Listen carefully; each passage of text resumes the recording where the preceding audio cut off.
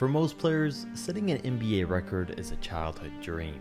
It's supposed to be an accomplishment that turns into a memory that lasts a lifetime. But when these players that we're about to mention set some of the worst records in the NBA, I'm sure they couldn't wait to forget about it. And it'll be hard because some of these are going to be around for a very long time. And all the records we're looking at today were set by current day players. And I was going to mention the record for the worst single game plus minus in NBA history, which was set by a role player named Manny Harris in a game where the Cavs got blown out, but Manny isn't a current player, so we went over to find out that the worst single game plus minus in playoff history was -45 set by Andre Drummond in 2019. And it's -45 in the playoffs, which is much worse than the -57 that Manny Harris had in the regular season anyways, so it works out. And this one took place in the Bucks and Pistons series last year of the first round, where the Bucks looked like a championship level team who finished the regular season with 60 wins, while the Pistons were just lucky enough to even make the playoffs. And on top of that, their star who led them there in Blake Griffin wasn't even able to play because of his knee. So it was bad news for the Pistons and Drummond, who had to hold things down for them.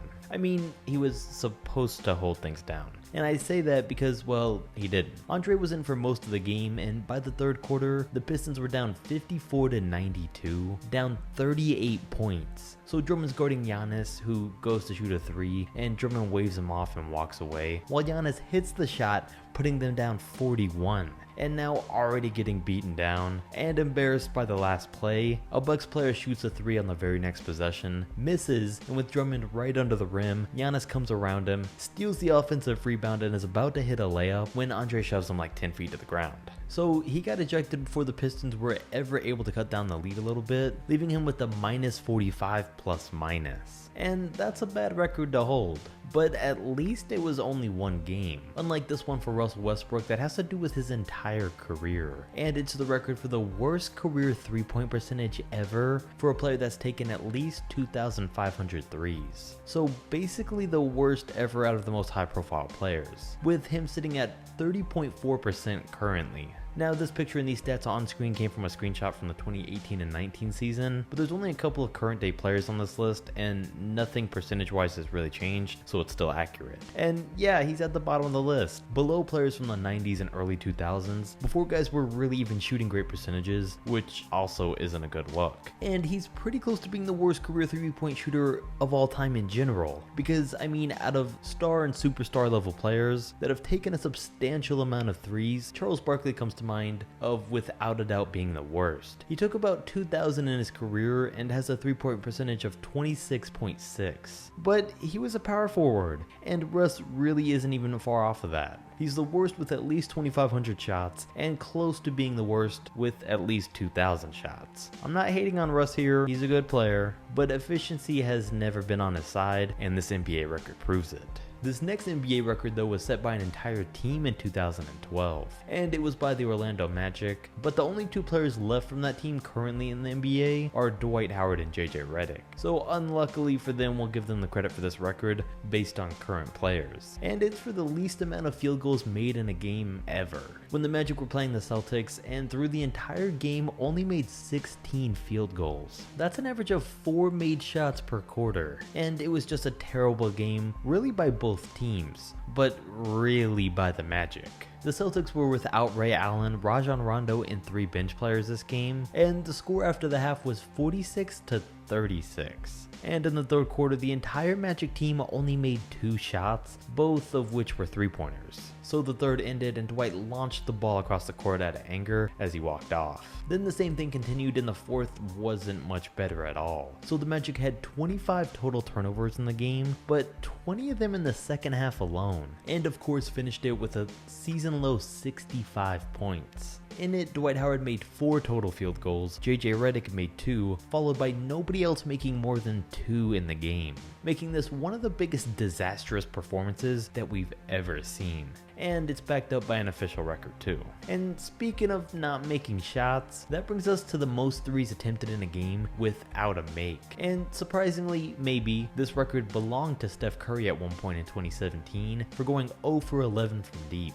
But 1 year later in 2018, of all people, Brook Lopez broke it by going 0 for 12 from 3. And the worst part was that the game was against the Suns and his Bucks team lost by 2 points. All he had to do was make one of those threes and they could have possibly won that game.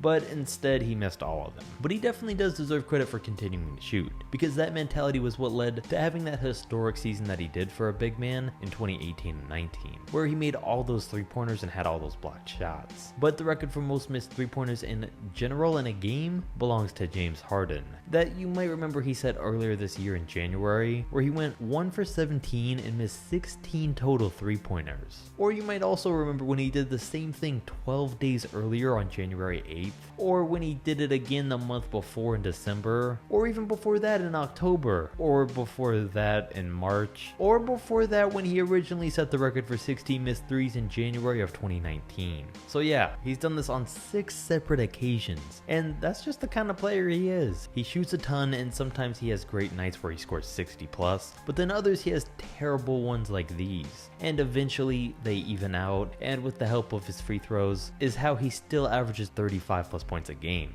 But that playstyle is also how he set another one of the worst records held by current day players. And alright, this one was really set by the entire Rockets as a team, but Harden led the way for it. And this one was a real disappointment. And his playstyle that the Rockets as a team share contributed to this one too. Most fans remember it in Game 7 of the Western Conference Finals between the Rockets and the Golden State Warriors. CP3 was out with an injury, but early on the Rockets were still able to get a 54 to 43 point lead in the first half. And it was looking like someone was finally gonna dethrone the KD and Steph Curry led Warriors. I mean, they were even playing this game in Houston, but their struggles started in the second half. They had a 15-point lead early in the second quarter, then missed 9 straight 3-pointers, but still closed out the half with the 11-point lead. But then, I mean, when you go 0 of 14 and miss 14 more in a row in the third quarter, there's no hope. So the Warriors took the lead heading into the fourth, where the Rockets missed 4 more straight, making it 27 total in a row,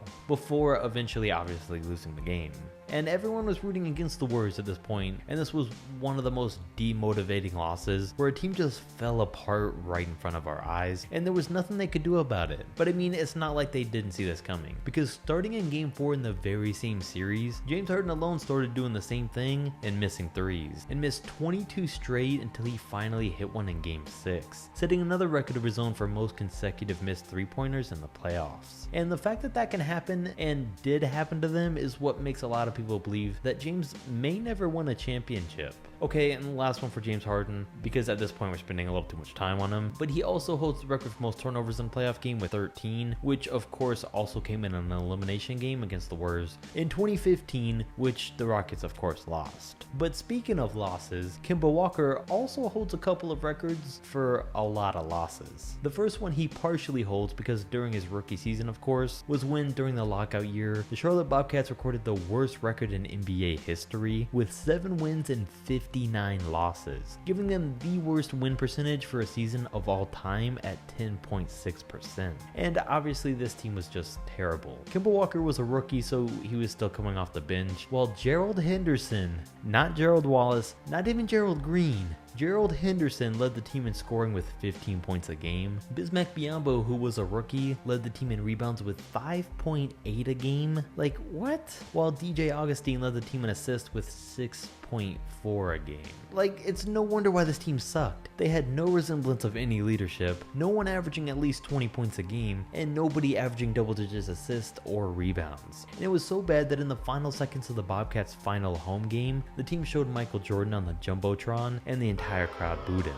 I mean, they would have been a lot better off if Jordan just stepped back on the court as a player. But instead, they'll forever go down as the worst team ever, with the worst name ever, and possibly the worst team owner in history. So that's one of Kemba's losing records. The other, okay, it wasn't a record, but it was a streak, and he since snapped it this past season, but it was still a horrible one to have, and it's worth a mention. And it was for the fact that up until this past season, Kemba Walker had never beaten a team led by LeBron James, and was 0-28 against him. 28 straight losses. I mean, that's the largest losing record against any one player that I've ever heard of. But it makes sense. As I mentioned, he was on a terrible Charlotte team for 8 years before this season when he signed with Boston. And for most of that time, LeBron was the best player in the world, and because of that, was always on a championship level squad every season. I mean, Kimber was all the Hornets had for those 8 years, which clearly was never enough to stop LeBron. Then this next stat is one that I did mention in the last video, but if we're talking about the worst records, I gotta give it at least a quick mention again.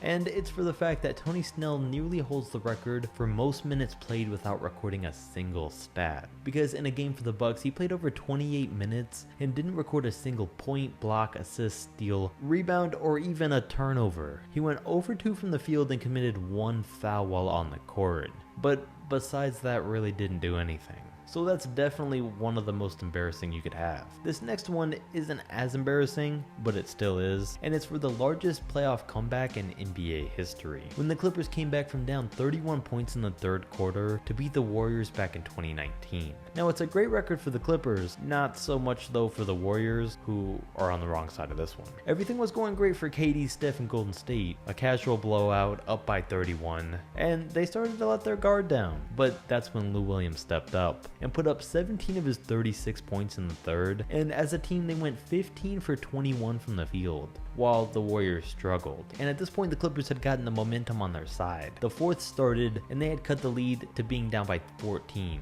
but there was no stopping them now. LA kept going and tied the game with 1 minute left. Curry answered with a 3, but because the Clippers made their last 5 straight shots of the game, they pulled ahead for the win in game 2, outscoring the Warriors 88-56 in the second half and shooting a hot 66% from the field in that half, which is pretty unheard of. It sucks for the Warriors to hold this record, especially considering how dominant they were, on top of the fact that the Clippers were a team that at the time had no all-stars on their roster. Then our last and final embarrassing record, we started the video with Andre Drummond, and that's how we're ending it. Because along with the other ones that I mentioned earlier, Drummond also holds the record for most missed free throws in a game with 23. It was on a night in 2016 when the Rockets were playing the Pistons, and the Rockets kept intentionally fouling one of the worst free throw shooters in the league, to the point where he shot 36 free throws and went 13 for 36 from the line. The Pistons still won the game though, and Rockets interim coach JB Bickerstaff said it didn't work. That's all I have to say about that. And Andre Drummond didn't want to acknowledge the record too much either, with his response to being asked about it being, "We won the game tonight."